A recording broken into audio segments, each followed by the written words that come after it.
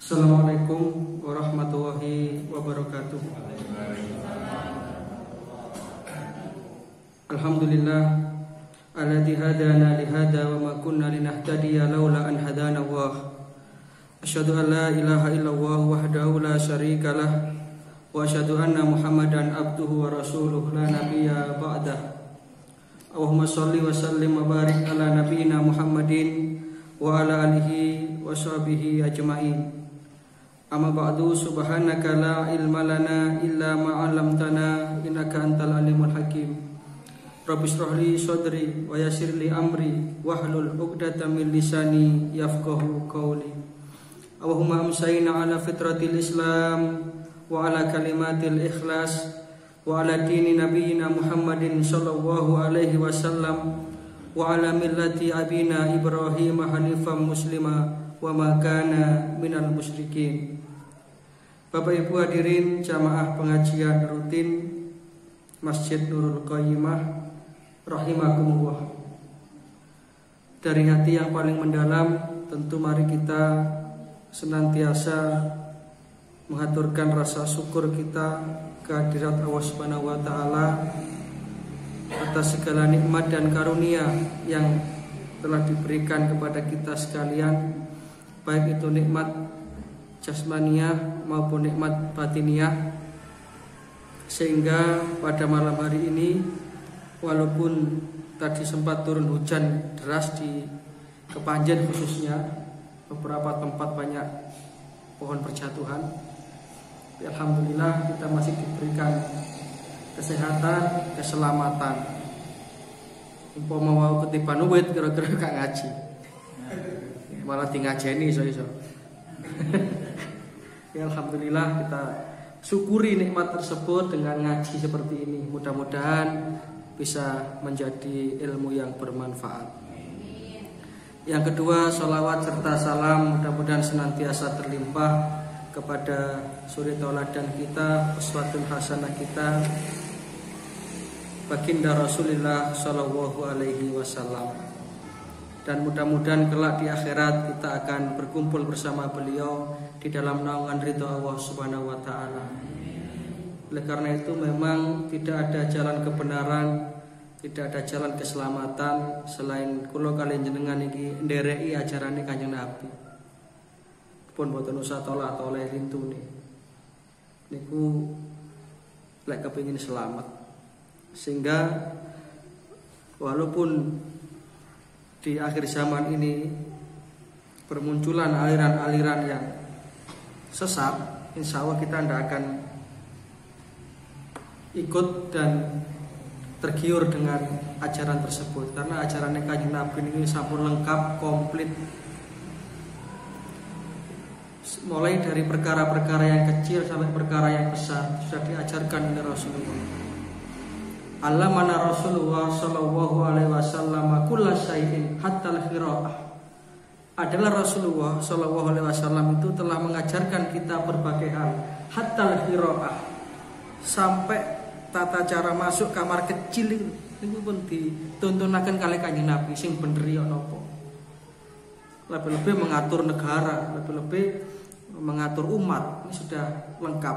Makanya mari kita istiqomah menjadi pengikut Rasulullah yang secara bahasa itu adalah Muhammadiyah.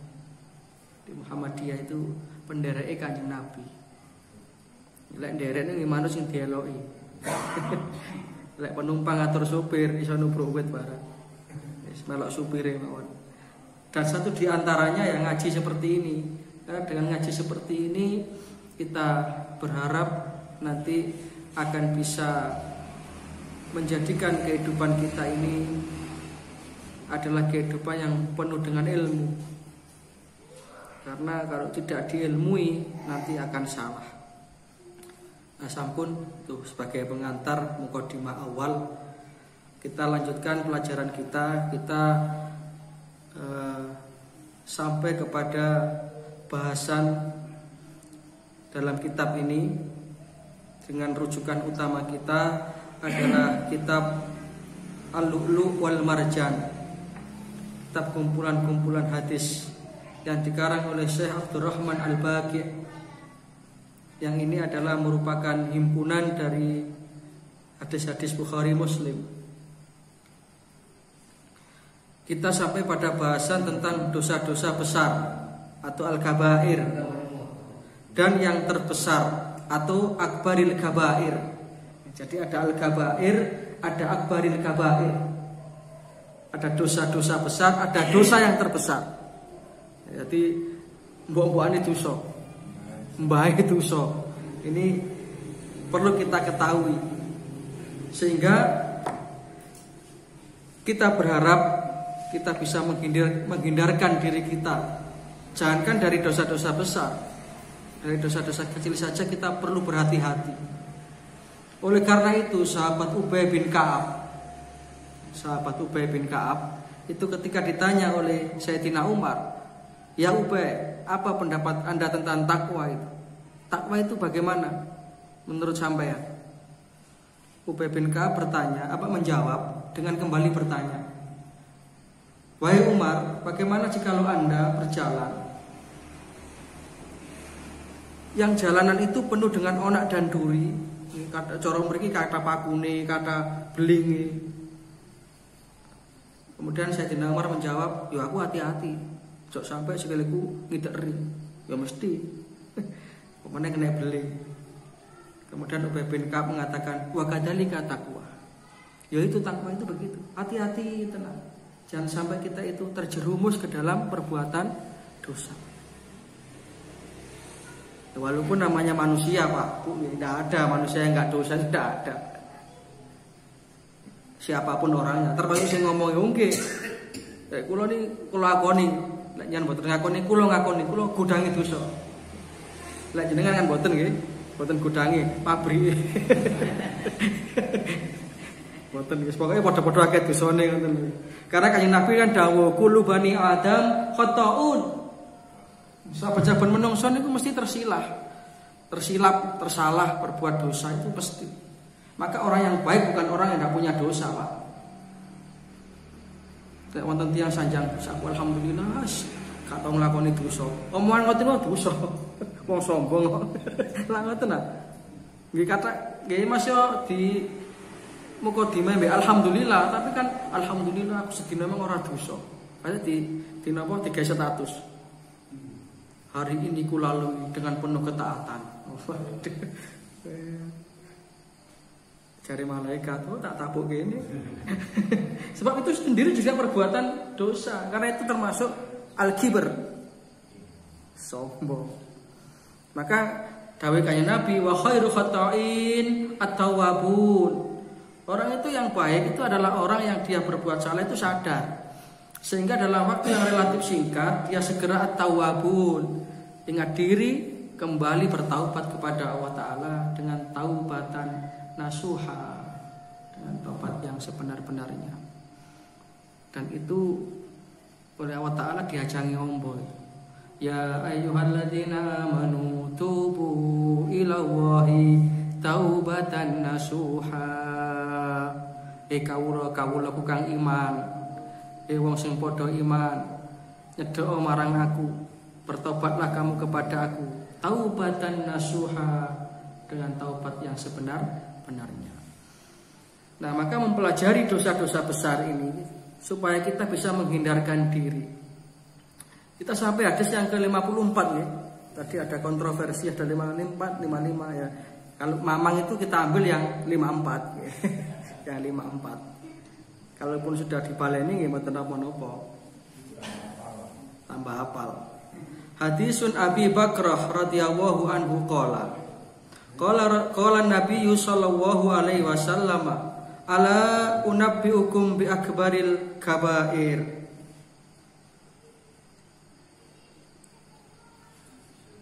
Salasan. Dari sahabat Abu Bakrah, beliau mengisahkan bahwasanya Rasulullah sallallahu alaihi wasallam bersabda, ala unabbiukum bi akbaril kabair. Wahai sahabat-sahabatku, wahai sahabat-sahabatku sekalian, maukah engkau aku beritakan, aku tunjukkan kepada kalian bi akbaril kabair, tentang dosa besar dan dosa yang paling besar. Salasan. Jadi dalam hadis dikatakan Rasulullah dawuh ngoten niku sampai ping 3. Niki nuduhaken pentinge perkara niki. Di perkawis niku lek diwangsul-wangsuli kalau diulang-ulang itu mesti penting. Dan mesti ini menjadi sebuah konsep kehidupan. Qalu bala ya Rasulullah. Sahabat menjawab, tentu Kanjeng Nabi, nggih purun Kanjeng Nabi. Ini menunjukkan demikian antusiasnya sahabat itu kalau mirengaken dawuh-dawuh Kanjeng Nabi. Sampai Kanjeng Nabi niku lek ngendikan napa-napa niku wonten sahabat sing nyatet. Ada sahabat itu namanya Abu Hurairah. Beliau ini banyak meriwayatkan hadis-hadis karena lek wonten taklime Kanjeng Nabi niku serius. Nama aslinya Abdurrahman bin Sakhr Abu Hurairah. Nah, Rasulullah Shallallahu Alaihi Wasallam menyampaikan tentang dosa-dosa besar. Jadi ini dosa peringkat atas nih, termasuk dosa-dosa yang papan atas. Kayak Nabi maringi penjelasan al-isyraku billah. Yang pertama adalah syirik kepada Allah Ta'ala. Meniki baik dosa. Allah Ta'ala itu Maha Pengampun. Tapi kalau sudah orang itu berbuat syirik, artinya syirik itu dibawa sampai mati, belum sempat bertaubat, maka ini tidak diampuni oleh Allah Ta'ala. Na'udzubillah min. Maka tentu kita berlindung kepada Allah Ta'ala dari kesyirikan, baik itu syirik besar ataupun syirik kecil. Kalau syirik besar insya Allah tidaklah. Tidak ada di antara kita yang kemudian nyembah wit, kayak sajen-sajen, tidak ada. Tapi yang dikhawatirkan oleh Rasulullah justru asyirkul asghar, syirik kecil. Masih syirik tapi wong cilik, masih cilik tapi syirik. Ruwetan nih. Kayak Nabi nanti dawuh, inna akhwafa ma akhafu alaikum asyirkul asghar. Sing tak khawatirno, yang saya khawatirkan dari kalian itu, wahai umatku, kata Rasulullah, itu syirik kecil, syirik yang tidak nampak dan tidak terlihat. Kemudian sahabat bertanya, wa masyirkul asghar ya Rasulullah. Nopo Kanjeng Nabi syirik alit nih Kanjeng Nabi? Nabi mengatakan arya, mempertontonkan amal. Kalau ini contoh nih, ya sekarang ini tidak perlu mempertontonkan. Kadang-kadang men-share, alhamdulillah bisa tahajud di malam ini dengan syahdu. Hati-hati Pak. Ini cukup kita dengan Gusti Allah yang semerap, buat usah di. Ini rawan karena deteksinya itu sulit. Sampai digambarkan kali Kanjeng Nabi perilaku riya ini itu deteksinya itu seperti mencari semut hitam di balik batu hitam di tengah malam gelap gulita. Apa angel jenengan golek semut ireng ndek wali batu ireng bengi-bengi peteng dedet kana lampu. Cekel ngene tibake napa? Krikil. Itulah riya itu seperti itu. Maka al-isyraku billah, syirik ini harus betul-betul kita jauhi. Saya punya buku, saya belum sempat membaca tuntas ya, tapi judulnya saya sudah medeni Pak. Judulnya ngeten, Kafir Tanpa Sadar. Kafir tanpa sadar. Artinya pelakunya nggak sadar, dia terjerumus pada kekafiran. Satu di antara yang menyebabkan orang itu dikatakan batal keislamannya, itu antara lain dia mengatakan bahwa semua agama sama. Hati-hati. Semua agama sama. Kabeh padha apike sing rukun. Ini menerjemahkan toleransi dengan terjemahan yang salah. Wong jelas-jelas dalam Al-Qur'an Allah Ta'ala menyatakan a'udzubillahi minasyaitonirrajim. Innad-dina indallahil Islam. Sesungguhnya agama yang diterima di sisi Allah Ta'ala itu hanya Islam. Lah kalau orang Islam sendiri mengatakan semua agama benar, berarti dia membenarkan sesuatu yang oleh Allah Ta'ala disalahkan, kan begitu. Karena inna dina indallahil Islam itu adalah dina mandiyun indallah siwa al-Islam. Tidak ada agama yang nyampe kepada Allah Ta'ala selain Islam. Nah perkara rukun ya monggo, lakum dinukum waliyatin. Tapi jangan sekali-kali kita mengatakan wis iku padha ae, padha bener e, mek beda dalan, kuwi ketemune ya padha. Kayak nang Malang kate liwat pakai saji ya gak apa-apa, liwat Culungrejo ya gak apa-apa, kok lak ketemune di alun-alun Malang. Ini logika yang salah kaprah, enggak ada. Kita harus fanatik kepada Islam itu harus. Islam itu memang harus fanatik. Misalnya kita diarani fanatik wedi. Memang itu harus fanatik. Inna dina indallahil Islam. Bahkan kita oleh Allah Ta'ala disuruh menampakkan keislaman kita. A'udzubillahi minasyaitonirrajim. Qul ya ahlal kitab ta'alu ila kalimatin sawa'in bainana wa bainakum alla na'budu illallah wa la nusyrika bihi syai'a wa la yattakhidha ba'duna ba'dan arbaban min dunillah fa in tawallaw faqulu ashhadu bi anna muslimun. Kul, katakan kepada orang-orang ahli kitab, ayo nyembah Tuhan yang benar. Kalimatin sawa kalimatut tauhid. La ilaha illallah. Tidak ada Tuhan selain Allah. Jadi ini kita disuruh untuk mengajak orang untuk bertauhid. Tetapi kalau mereka tidak mau ya sudah, katakan fakulus hadu, ishadu, saksikan bahwa aku ini adalah orang yang beriman kepada Allah. Nah itu. Ini satu, yang pertama itu al-isyraku billah, syirik kepada Allah Subhanahu wa taala, menyekutukan Allah.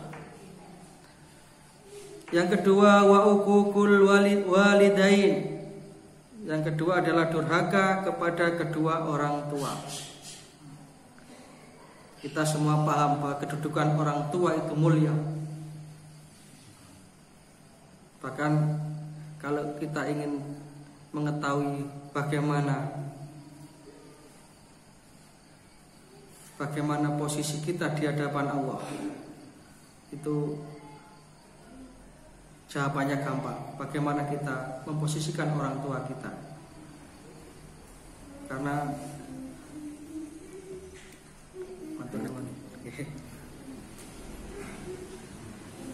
Karena Rasulullah bersabda ridha wa fi ridhal walidain wa sukhtu wa fi sukhtil walidain. Keridhaan Allah itu terletak pada keridhoannya kedua orang tua. Sebaliknya kemurkaan Allah terletak pada kemurkaan kedua orang tua. Seorang anak bagaimanapun dia solehnya, sholat 5 waktu berjamaah di masjid, tahajud tidak pernah pedot, baca Quran setiap hari tidak pernah absen, tapi ketika dia itu menyia-nyiakan orang tuanya, hilang itu semua. Karena ini ditaruh di ranking kedua setelah syirik kepada Allah Ta'ala, durhaka kepada orang tua. Uququl walidain. Bahkan azabnya seorang anak durhaka pada kedua orang tua ini tidak usah nunggu besok. Di akhirat, di dunia ini sudah dicicil. Tidak ada kebahagiaan bagi seorang anak yang durhaka kepada kedua orang tuanya. Itu yang kedua, uququl walidain. Wa jalasa wa kana muttaqian. Kemudian Rasulullah duduk, beliau mengubah posisinya. Kemudian beliau duduk tegak. Duduk tegak. Karena beliau itu, dan kalau ingin mendapatkan gambaran tentang bagaimana fisiknya Kanjeng Nabi, itu jenengan tumbas buku judulnya As-Sama'il Muhammadiyah. Jadi kayak Nabi itu bagaimana performanya, bagaimana teteke yok nopo. Yang jelas betul kalau kula ngeten iki gak standar niki, Pak. Nabi itu tidak terlalu tinggi, tidak terlalu pendek. Tidak terlalu kurus, tidak terlalu gemuk, proporsional. Lek koyo kula ngeten iki wis gak ideal blas. Gak proporsional blas. Kalau menurut teori ini kan berat badan idealnya orang itu kan berat badannya itu dengan tinggi badannya kan min 110. Jadi kalau tingginya itu misalkan 170, maka berat badannya ya 60 kg kan begitu. Lah kula hitung tinggi saya itu degene apa?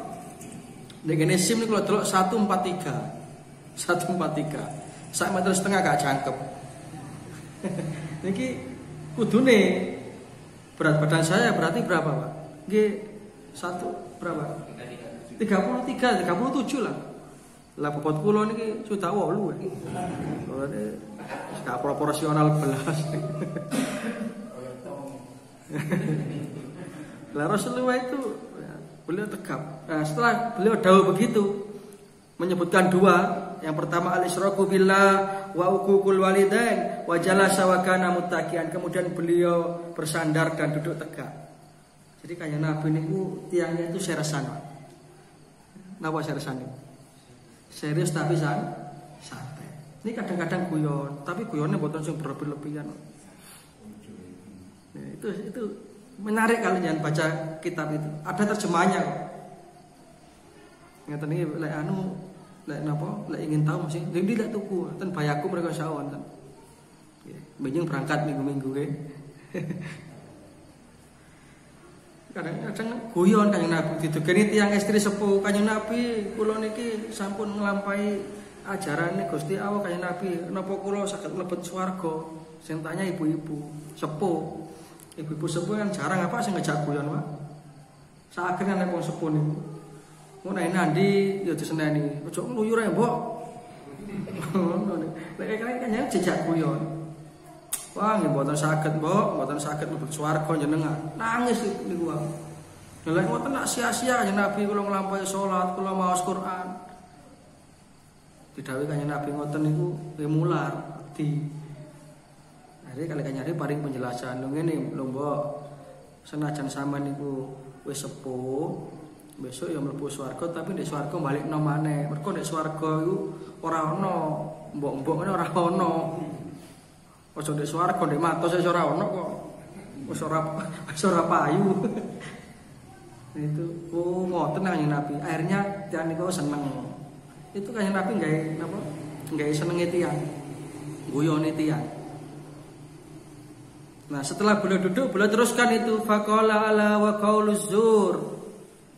Kemudian setelah durhaka kepada kedua orang tua, dosa berikutnya adalah qauluz zur. Al-qauluz zur itu artinya adalah al-kadzib, berdusta. Lebih-lebih dusta dengan membawa nama Allah. Mbok sumpah iki regane sakmono. Kok mboten sebut temen, padahal badine 10.000 niku lho, kadek sumpah. Jadi piro iki Cak?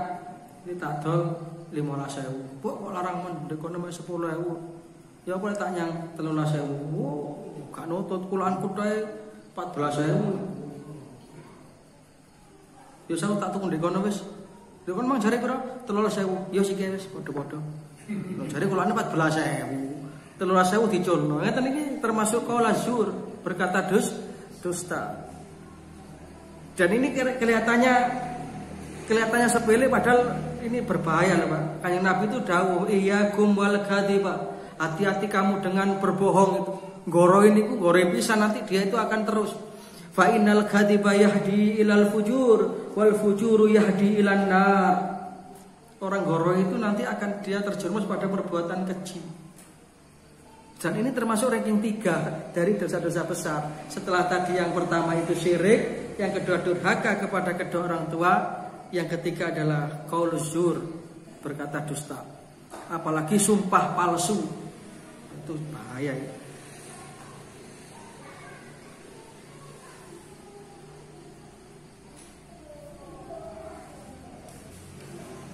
Hadis ini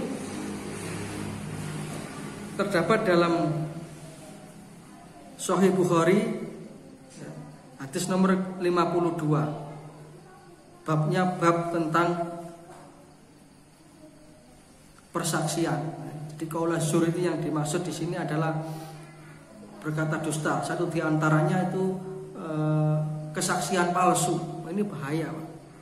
Nah, sekarang orang itu sudah tidak takut-takut lagi kok.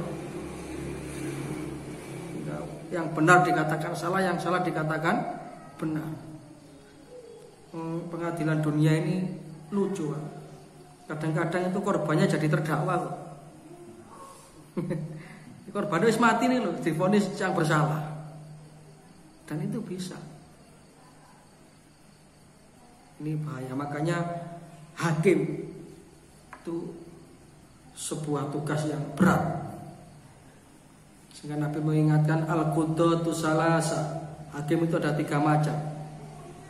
Dari 3 hakim ini 2/3 itu masuk neraka. Isnani finnar wa wahidun fil jannah. Yang 2 itu masuk neraka, yang 1 saja yang selamat. Siapa yang selamat itu ya dia menghakimi dengan berdasarkan kebenaran, berdasarkan petunjuk-petunjuk dari Al-Quran dan hadis Rasulullah, berdasarkan ilmu yang dia miliki, sehingga nanti vonis dan keputusannya itu tidak melenceng, walaupun itu berakibat pada dirinya. Itu hakim yang masuk surga. Tapi yang 2 ini berat. Apalagi zaman sekarang hakim itu iming-imingnya memang luar biasa. Sampun. Hadis ke-55. Hadisun Anas radhiyallahu anhu qala. Dari sahabat Anas bin Malik radhiyallahu anhu, beliau berkata, Su'ila Rasulullah sallallahu alaihi wasallam anil kabair. Rasulullah sallallahu alaihi wasallam ditanya anil kabair, tentang dosa-dosa besar.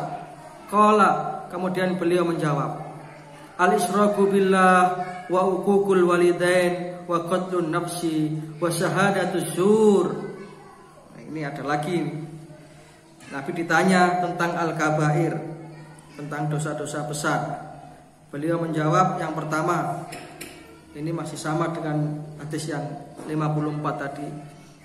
Tidak tergeser ini klasemennya ini. Klasemen pertama itu tetap al-isyraku billah, syirik kepada Allah.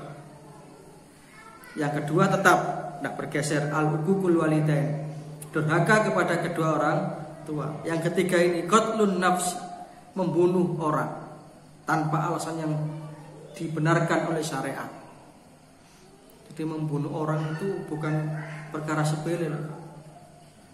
Man qatala nafsan bi ghairi nafsin aw fasadin fil ardi faka'annama yaqtuluna nasa jami'ah. Siapa yang membunuh seseorang satu nyawa saja tanpa alasan yang hak, tanpa alasan yang dibenarkan oleh syariat, maka sama dengan dia membunuh manusia secara keseluruhan. Tidak berat. Misalnya ini kadang-kadang wis dipateni, sik dimutilasi. Makanya kemarin ada yang di mana itu yang memutilasi anggota DPR itu divonis hukuman mati. Ya memang hukum Islam itu seperti itu, Pak, tegas. Harusnya memang orang membunuh ya dibunuh. Jangan setuju apa enggak, Pak? Kayak kan kejam ya. Padahal sesungguhnya hukum kisos, hukum Islam, hukum kisos, kalau membunuh ya dibunuh. Itu sesungguhnya mengandung hikmah dan pelajaran yang luar biasa kalau kita renungkan secara mendalam. Coba ya kita bandingkan sekarang. Punisani.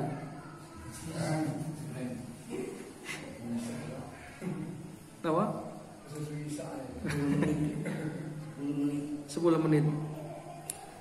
Kita bandingkan hukum Islam dengan hukum positif kita. Ini bukan berarti kita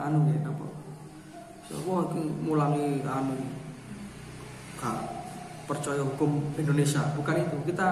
Kita kuatkan keyakinan kita bahwa tidak ada yang lebih berat daripada hukum Allah. Kan begitu. Perkara kita hidup di Indonesia, Indonesia ini pakai hukum positif sendiri, silakan. Tapi bagi kita sebagai orang yang beriman, wajib punya keyakinan bahwa tidak ada hukum yang lebih benar selain hukumnya Gusti Allah. Dan itu mesti membawa hikmah. Contoh ya, kalau kita menghukumi seorang pembunuh dengan hukum positif Indonesia, misalnya KUHP, nah, membunuh si A, membunuh si B, kemudian diadili, gelar perkara, sidang, nanti keputusannya tidak pernah sama, Pak. Bisa 1 tahun, bisa 2 tahun, bisa 5 tahun, bisa bebas. Karena kan KUHP, karena uang habis perkara ya.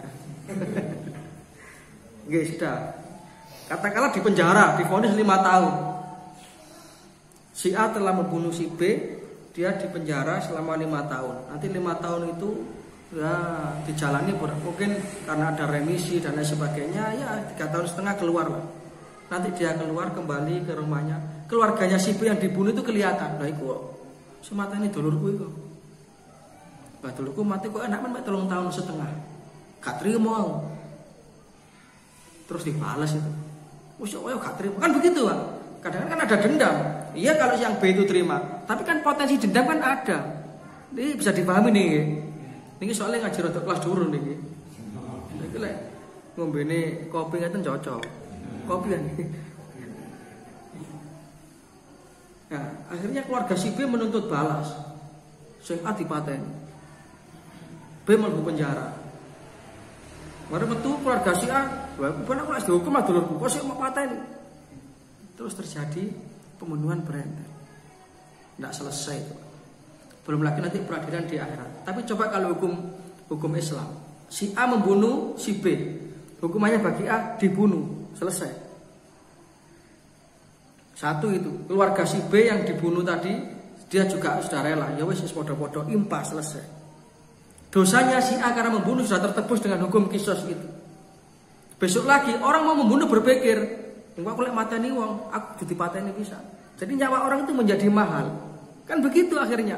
Ini yang dimaksud dengan firman Allah Ta'ala dalam Al-Quran surat Al-Baqarah. Walakum fil qisas hayatun ya ulil albab. Dalam hukum qisas itu justru Allah itu akan hendak memelihara kehidupan. Renungkan itu wahai orang-orang yang punya kecerdasan akal. Kan kayak gitu tadi, sudah selesai. Mencuri potong tangan. Tapi itu pun juga Islam enggak serta-merta lek nyolong pulpen ngoten mawon enggak potong tangan. Ada standarnya. Potong tangan kan selesai. Besok lagi dia mau orang yang lain mau mencuri akan berpikir. Kok aku lah sampai konangan. Nah sekarang kan tidak seperti itu. Kadang-kadang mencuri itu hukumannya ya mek pirang wulan ngoten. Padahal yang dicuri itu sepeda motor. Sepeda motor itu yang punya itu kepinginin duwe pirang-pirang tahunnya lengi 1000 demi 1000 dicolong ngoten mawon. Nah ini keimanan ini perlu kita yakini bahwa tidak ada hukum yang lebih baik daripada hukum Allah. Maka Al-Quran ini adalah sumber dari segala sumber hukum. Loh, apa kita ngomong begini ini kemudian kita anti Pancasila? Oh berarti salah paham Pak yang mendengarkan. Bisa salah paham, bisa gagal paham. Tidak. Islam itu tidak perlu dibenturkan dengan Pancasila. Itu yang seperti itu orang yang niatnya adu domba itu kan buser-buser yang golek duit tok nih Pak. Coba kita telusuri sejarah bangsa ini dan sejarah lahirnya Pancasila. Justru perumus Pancasila ini adalah orang-orang yang betul-betul komitmen terhadap Islam. Sehingga nilai-nilai luhur Pancasila ini digali. Innallaha wa malaikatahu yusholluna